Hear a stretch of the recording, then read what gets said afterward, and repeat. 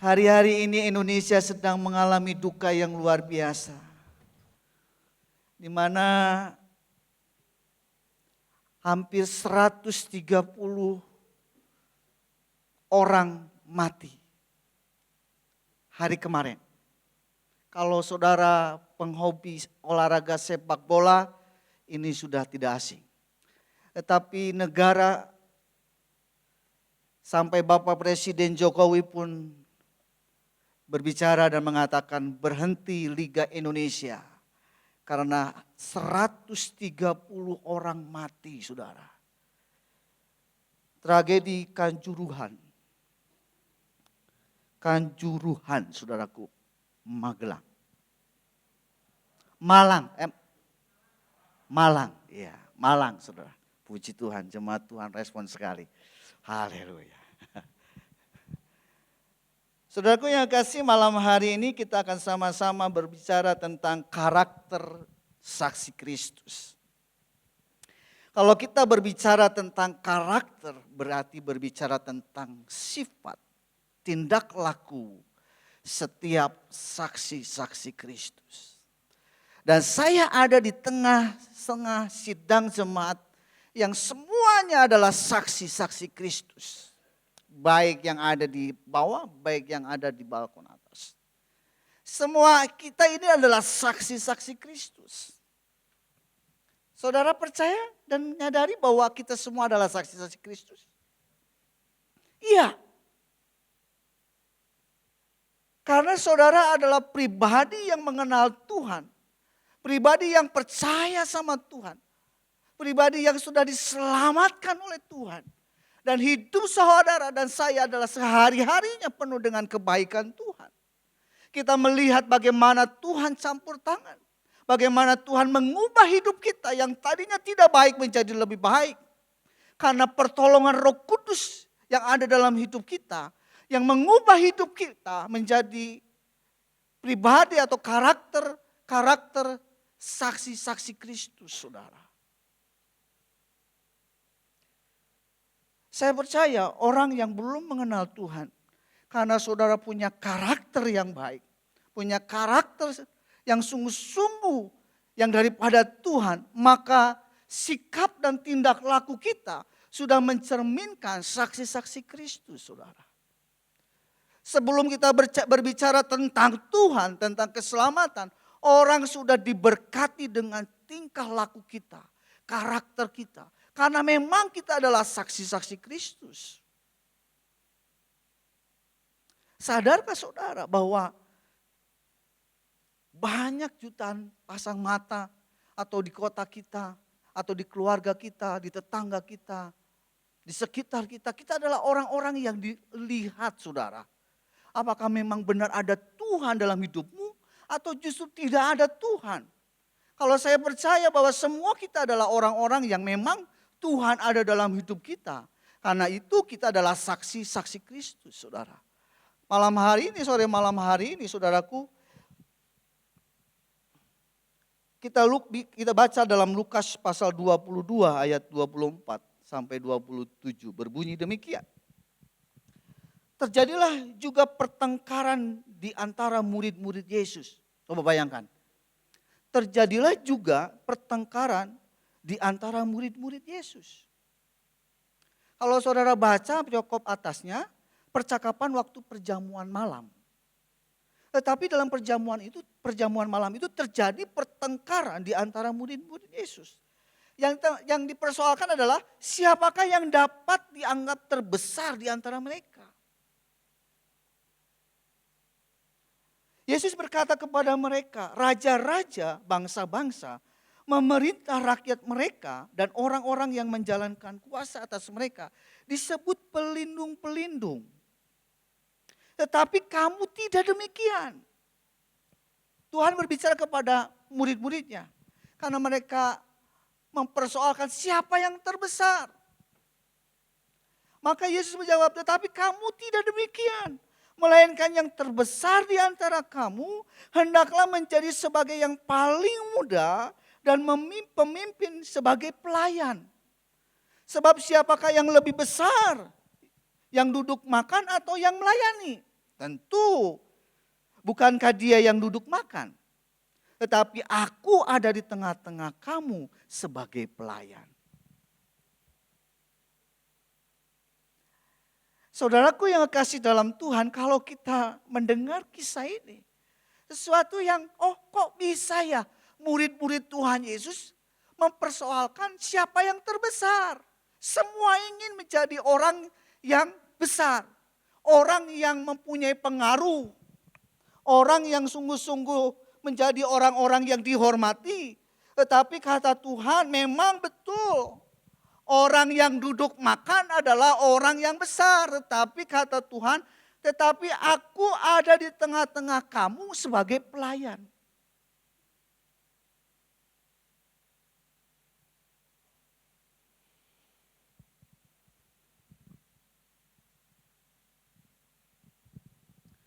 Sore malam hari ini jemaat Tuhan, semua kita. Kata Tuhan, semua murid-murid Tuhan Yesus mempersoalkan itu. Semua ingin dihormati.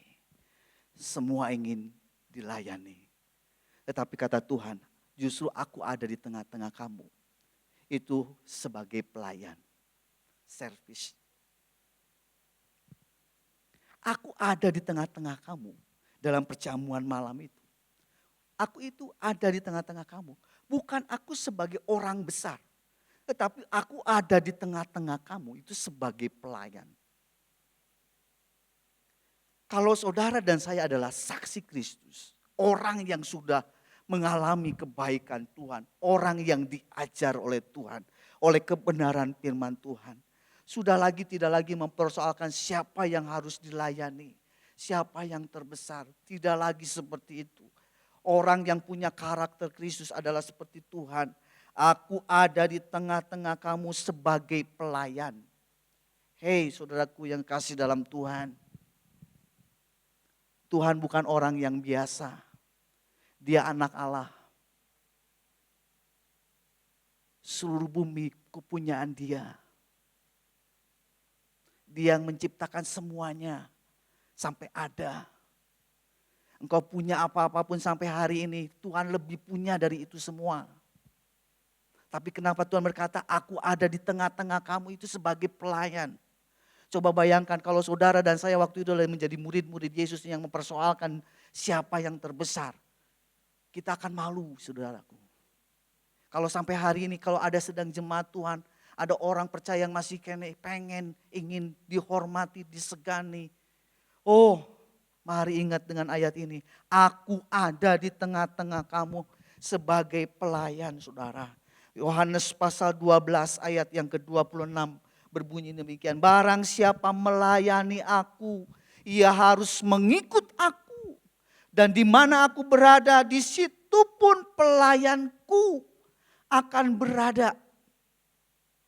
Barang siapa melayani aku, ia dihormati Bapa. Bukan dihormati manusia loh saudara. Dihormati oleh Tuhan Sang Pencipta. Kata Tuhan, barang siapa mau melayani aku, ia harus mengikut aku. Dan di mana aku berada, di situ pun pelayanku akan berada. Jadi kalau Tuhan adalah pribadi yang sungguh-sungguh menjadi sebuah contoh teladan. Saudara adalah saksi-saksinya. Kalau Tuhan memprediksikan dia menjadi seorang pelayan. Kalau engkau ingin melayani aku kata Tuhan. Di mana aku berada menjadi pelayan, di situ engkau pun menjadi pelayan.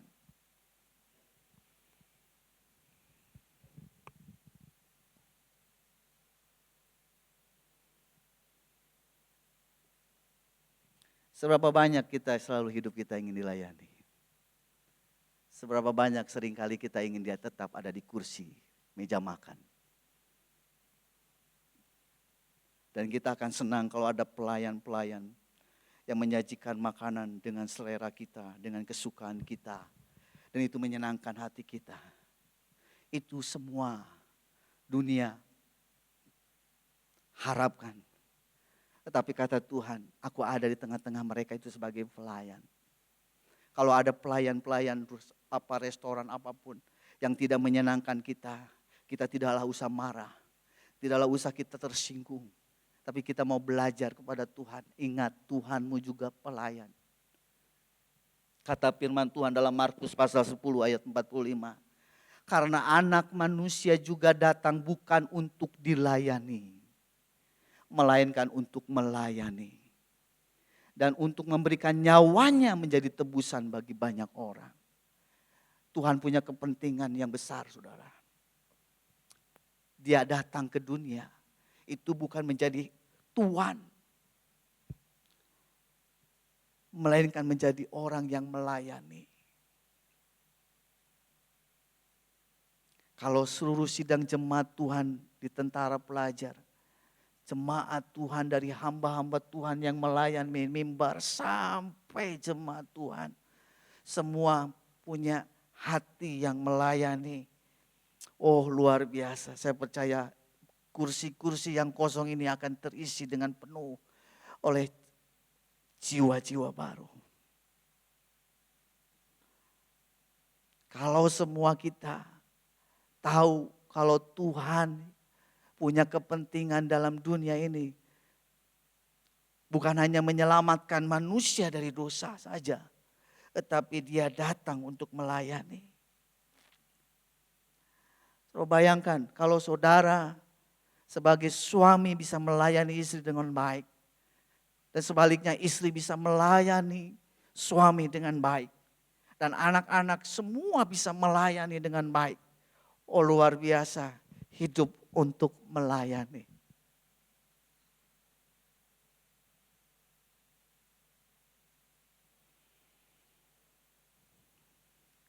Dari pembacaan firman Tuhan ini, saudara, maka kita bisa merenungkan bahwa karakter saksi Kristus harus memiliki pribadi yang mau. Mari baca Lukas 10 ayat 30 sampai 35. Kalau saudara dan saya ingin memiliki karakter saksi Kristus, maka saudara harus punya pribadi yang mau seperti ini. Lukas 10 ayat 30 sampai 35. Jawab Yesus, adalah seorang yang turun dari Yerusalem ke Yeriko. Ia jatuh ke tangan penyamun-penyamun yang bukan saja merampoknya habis-habisan, tetapi juga memukulnya. Dan sesudah itu pergi meninggalkannya setengah mati. Kebetulan ada seorang imam turun melalui jalan itu. Ia melihat orang itu, tetapi ia melewatinya dari seberang jalan. Demikian juga ada seorang Lewi datang ke tempat itu. Ketika ia melihat seorang itu, ia melewatinya dari seberang jalan. Lalu datanglah seorang Samaria yang sedang dalam perjalanan ke tempat itu. Dan ketika ia melihat orang itu, tergeraklah hatinya oleh belas kasihan. Ia pergi kepadanya lalu membalut luka-lukanya. Sesudah ia menyiraminya dengan minyak dan anggur. Kemudian ia menaikkan orang itu ke atas keledai tunggangannya sendiri. Lalu membawanya ke tempat penginapan dan merawatnya. Keesokan harinya ia menyerahkan 2 dinar kepada pemilik penginapan itu. Katanya, rawatlah dia, dan jika kau belanjakan lebih dari ini, aku akan menggantinya waktu aku kembali. Saudaraku, dalam sebuah perumpamaan ini ada sebuah pertanyaan di awal. Orang-orang Farisi dan ahli-ahli Taurat mempertanyakan kepada Tuhan. Karena Tuhan memberikan sebuah perumpamaan tentang orang Samaria yang baik hati. Dan ini kisah yang sudah sering kali kita dengar.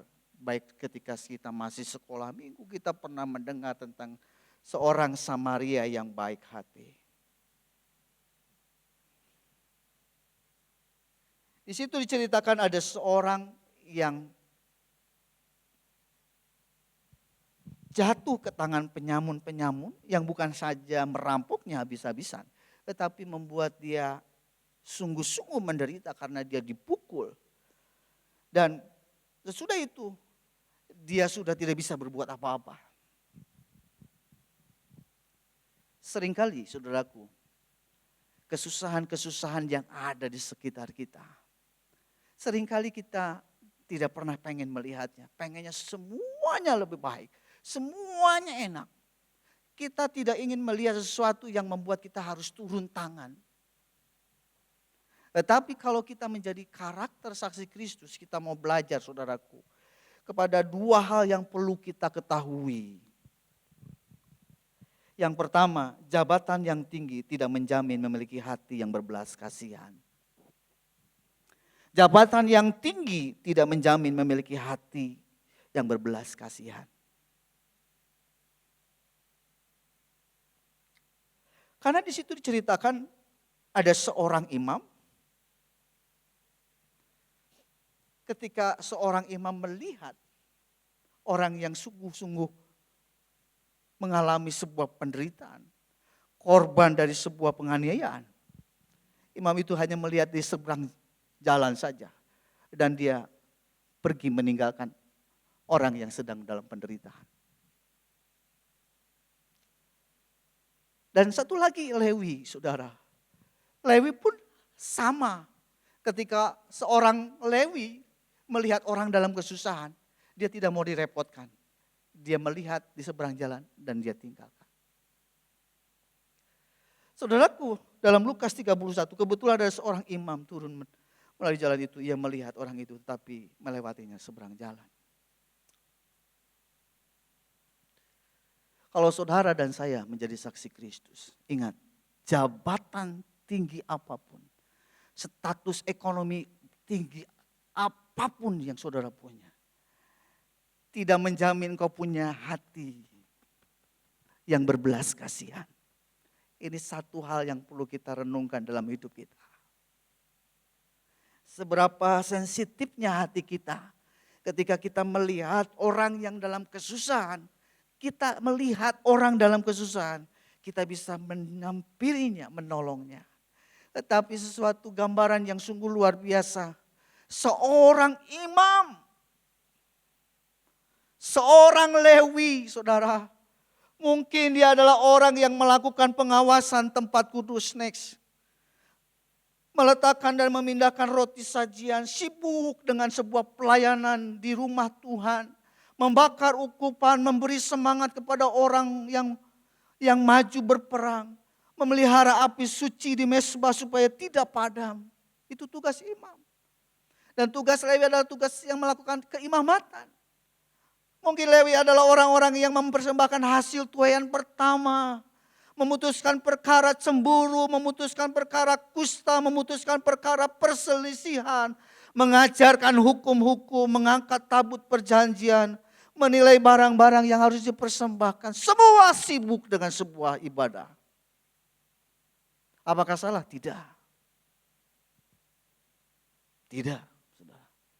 Yang salah adalah ketika seorang imam, seorang Lewi, seorang yang punya jabatan tinggi. Kita melihat orang dalam kesusahan. Yang salah adalah kita mengabaikannya dan kita tidak pernah ambil pusing dengan itu.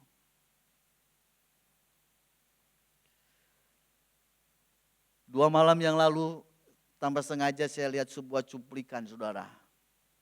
Yang pasti di negara China. Di tengah jalan di perjalanan pergunungan ada bongkohan batu yang jatuh ke jalan dalam keadaan hujan. Seorang laki-laki turun dari mobil sedannya, saudaraku. Ketika dia turun dari mobil, saya lihat ternyata dia mengambil bongkohan-bongkohan batu-batu besar dan batu-batu kecil yang ada di sisi jalan yang mengganggu perjalanan orang. Takut ada orang yang menabraknya. Orang itu membasah-basahi dirinya dan membersihkan semua bongkohan yang jatuh di tengah jalan itu, di pinggir jalan itu. Ketika saya perhatikan, oh Tuhan, kalau benar ini orang luar biasa saya pikir. Setelah selesai bongkohan itu dibuang ke tebing-tebing, ke pinggir jalan. Itu jalan yang kotor dia sapu saudaraku dengan batang pohon, dengan daun pohon sampai bersih. Dan setelah selesai dia masuk ke mobil dengan keadaan tubuh yang basah, baju yang basah. Dan dia pergi. Oh Tuhan, luar biasa saya pikir ini orang. Kalau mudah-mudahan ini orang percaya. Tapi kalau bukan orang percaya, sungguh ini seperti seorang Samaria yang baik hati. Seorang imam, seorang Lewi, seorang pejabat tinggi. Engkau punya jabatan yang sungguh punya pengaruh luar biasa. Tidak salah. Itu kasih karunia Tuhan. Yang salah adalah itu tadi saudaraku. Ketika kita melihat dan kita sanggup menolongnya, kita mengabaikannya. Itu yang salah saudara. Itu yang keliru saudara. Boleh kita sibukkan dengan semua tanggung jawab kita, boleh. Tanggung jawab kita mungkin di perusahaan saudara, saudara orang yang sungguh-sungguh sibuk segala macam saudara. Boleh. Tetapi kalau matamu melihat ada orang yang sungguh-sungguh dalam kesusahan, engkau harus punya hati untuk menolong.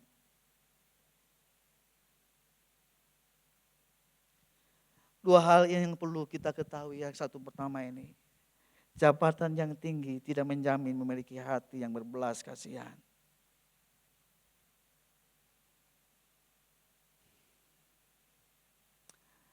Kalau saudara dan saya adalah saksi Kristus, milikilah karakter seperti ini. Memiliki hati yang sangat-sangat peduli, saudaraku.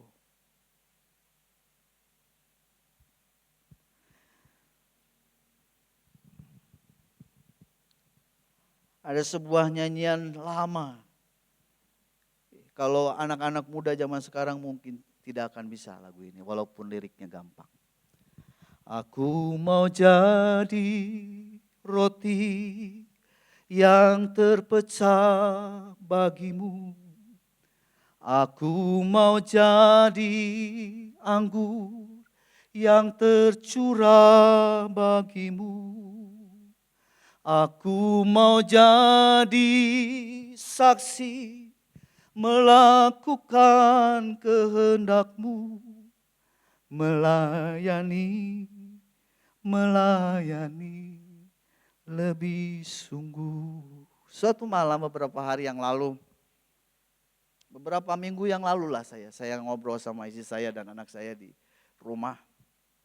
Kalau ada kesempatan saya ngobrol diskusi, saya panjang lebar saya ngobrol. Kerinduan saya. Saya bilang, Tania, umur papi sudah 50 lewat. Kalau Tuhan kasih umur 75, artinya aku masih ada umur 24 tahun lagi. Kalau kurang dari itu berarti semakin singkat waktu papi. Saya bilang ke istri saya bahwa hidup saya biarlah hidup untuk melayani. Kalau Tuhan beri kesempatan saya untuk menolong orang, karena saya melihat dan mendengar orang itu perlu belas kasihan, tolong, saya akan bantu. Saya bilang kenapa saya lakukan itu? Karena saya orang yang tidak bisa pergi ke luar pulau, ke Kalimantan, ke Papua, untuk pergi memberitakan Injil. Tapi apa yang Tuhan kasih kepercayaan kepada saya, apa yang saya punya, itu yang mau saya pakai untuk memberkati, untuk menjangkau jiwa-jiwa. Tapi kalau saya bisa bantu satu orang, untuk dia menjadi berkat. Mudah-mudahan dengan orang itu dia bisa menjadi berkat untuk satu generasinya. Dan saya ceritakan kepada istri dan anak saya. Dan anak saya, no, silakan Bapak. Itu yang saya rindukan saudara. Itu yang saya sedang belajar dalam hidup saya. Aku mau jadi roti yang terpecah bagimu ya Tuhan. Aku mau jadi anggur yang tercurah bagi Tuhan. Aku mau melayani. Dan melayani lebih sungguh lagi. Kalau beberapa tahun yang sudah saya hanya berinvestasi kepada gedung atau sebagainya. Tetapi saya bilang ini saatnya saya berinvestasi kepada manusia. Kepada orang-orang saudara. Dan saya berharap saudaraku, kerinduan saya adalah kerinduan saudara yang ada malam hari ini sama. Saudara ingin menjadi saksi Kristus. Punya hati pribadi yang melayani. Dua hal, yang pertama ini. Jabatan tinggi, kekayaan yang banyak. Tidak menjamin engkau bisa berbuat sesuatu. Kalau hatimu tidak untuk melayani.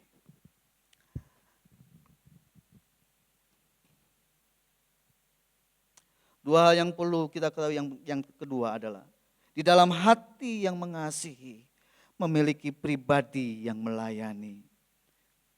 Di dalam hati yang mengasihi, memiliki pribadi yang melayani. Itu ayat 34 sampai 35. Ia pergi kepadanya ketika seorang Samaria itu melihat. Ia pergi kepadanya lalu membalut luka-lukanya. Sesudah ia menyirami dengan minyak dan anggur, kemudian menaikkan orang itu ke atas keledai tunggangannya sendiri. Lalu membawa ke tempat penginapan dan merawatnya. Kemudian keesokan harinya ia menyerahkan 2 dinar kepada pemilik penginapan itu. Katanya, rawatlah dia. Dan jika kau belanjakan lebih dari ini, aku akan menggantinya waktu aku kembali. Saudaraku, ketika seorang Samaria ini melihat orang yang sama dalam kesusahan, dia timbul belas kasihan. Ternyata di dalam hati yang mengasihi, memiliki pribadi yang melayani. Saya ulang. Ternyata di dalam hati yang mengasihi, itu memiliki pribadi yang melayani.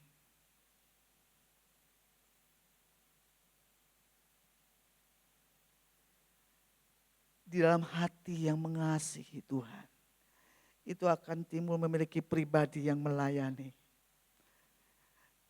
Ciri pribadi yang melayani adalah bertindak tidak hanya dengan kata-kata.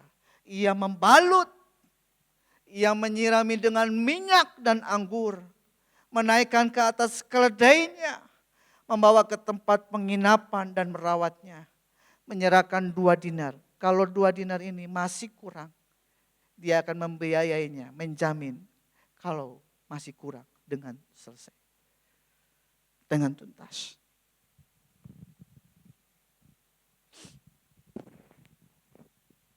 Ciri pribadi yang melayani adalah orang yang bertindak. Tidak hanya dengan kata-kata. Kata-kata tanpa tindakan nol, saudara.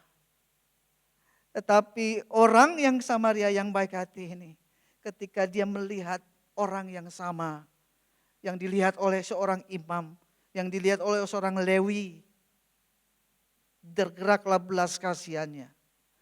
Dia bertindak. Dia melakukan sebuah tindakan melayani. Dia membalut lukanya, menyiraminya dengan minyak dan anggur, menaikkan ke atas keledainya. Saudaraku yang kekasih, yang luar biasa. Kalau saudara baca ayatnya, ciri-ciri ini, semua perlu pengorbanan. Membalut, menyirami dengan minyak dan anggur, menaikkan ke atas keledai, membawa ke tempat penginapan dan merawatnya. Setelah merawatnya, masukkan penginapan, dia membiayainya sampai selesai. Tanpa merugikan orang lain. Kalau saudara baca ciri-ciri orang Samaria ini, semua adalah pengorbanan, saudara. Semua adalah pengorbanan. Di dalam pribadi yang mengasihi Tuhan, itu akan selalu ada pribadi yang mau melayani. Kalau Tuhan dikatakan dari awal tadi bilang, aku ada, aku datang, bukan untuk dilayani, tetapi untuk melayani.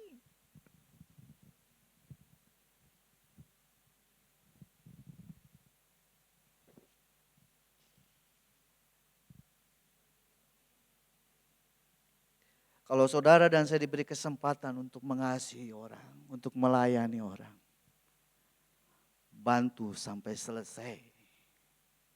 Sampai selesai. Sampai tuntas. Tidak setengah-setengah. Sampai selesai seperti seorang Samaria ini. Dia menyerahkan 2 dinar, kalau kurang aku akan tambah lagi. Sampai orang ini sehat. Adalah sebuah perumpamaan ini. Tuhan akan sulit menemukan orang yang seperti demikian. Tetapi Tuhan tidak akan sulit menemukan orang yang mengasihi. Karena orang-orang yang dekat dengan Tuhan, di mana aku berada, di situ engkau berada. Kalau Tuhan yang kita percayai adalah pribadi yang melayani, pribadi yang menjadi seorang pelayan, memposisikan seorang pelayan, maka kita seorang pengikutnya, saksi-saksinya, malu kalau kita tidak melayani.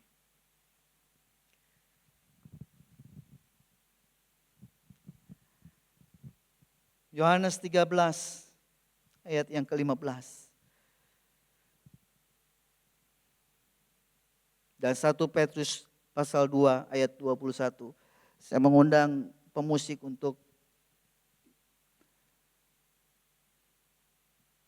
masuk.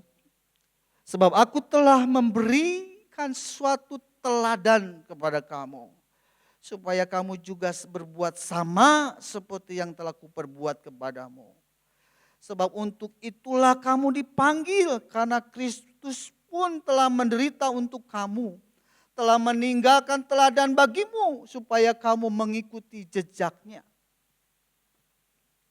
Mari saudaraku yang kasih dalam Tuhan, semua kita orang-orang yang sudah dipilih oleh Tuhan, berbuatlah seperti Tuhan melakukannya. Karena saudara dan saya adalah saksi-saksi Kristus. Dan saya bersyukur saudaraku, semua kita adalah orang-orang yang mempunyai karakter yang mau melayani. Pribadi-pribadi yang mau melayani. Lewat perjamuan kudus yang kita akan lakukan, biarlah kita mengingatkan dua hal, roti dan anggur. Seperti nyanyian yang saya bilang, biarlah aku mau jadi roti yang terpecah bagimu. Aku mau jadi anggur yang tercurah bagimu. Aku mau jadi saksi yang melayani Tuhan lebih sungguh. Di mana posisimu sekarang saat ini? Apakah engkau ada dalam kesibukan seperti imam atau Lewi? Atau engkau ada di posisi seorang Samaria yang sedang melakukan perbuatan melayani? Lakukanlah itu sampai selesai. Lakukanlah itu dengan sampai tuntas. Ketika engkau sedang menabur malam hari ini, saat ini musim, selesaikan sampai tuntas. Kalau ada kurang, kau akan tambahi sampai selesai.